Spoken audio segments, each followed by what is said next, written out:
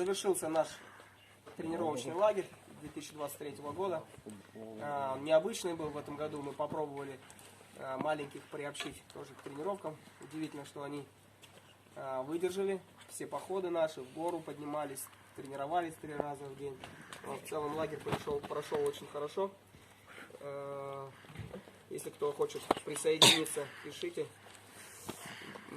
Давайте какие-то комментарии, может быть, какие-то советы даже. Буду рад всегда.